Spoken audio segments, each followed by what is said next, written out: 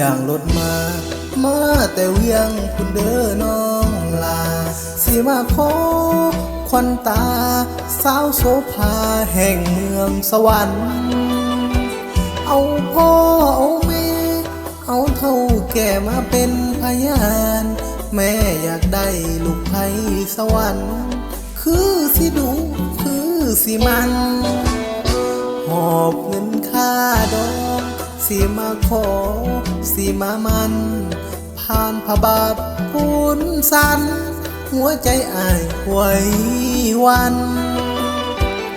ฮอดปากกระดิ่ง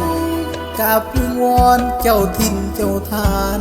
ฮอดท่าแขกเสนอสวรรค์หัวใจอ้ายเต้นอย่างเฮ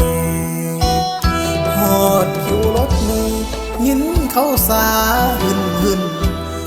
สาวว่าแม่ควันยืนน้องควมเข่าพิธีงานแต่งอายไปหอดหวนใจสะเทือนอย่างแหงเมื่อเห็นแม่แก้มแดงน้องควันแพงควมเข้าผาควันเจ็บใจอย่างแหงเมารถมีขึ้นบ้านกับนครเวียงจันทร์น้ำตาไหลใจสั่นอายหลับไม่จื้อเจ้าแล้วสาวเมืองสวรรค์ต้มไม่เบาเวียงจันทร์ต้มคักต้มแน่ต้มอายจนเปื่อย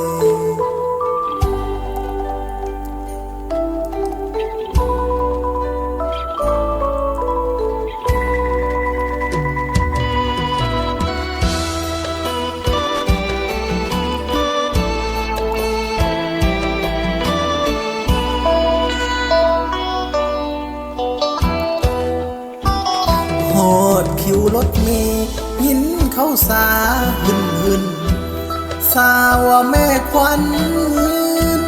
น้องควมเข่าพิธีงานแต่งอายไปหอดเฮือนใจสะเทือนอย่างแหงเมื่อเห็นแม่แก้มแดงน้องควันแพงควมเข้าผ่าควันเจ็บใจอย่างแหงเมารถมีขึ้นบ้านกับนครเวียงจันทร์น้ำตาไหลใจสั่นอายหลับไม่จื้อเจ้าแล้วสาวเมืองสวรรค์ต้มไม่เบาเวียงจันทร์ต้มคักต้มแน่ต้มอายจน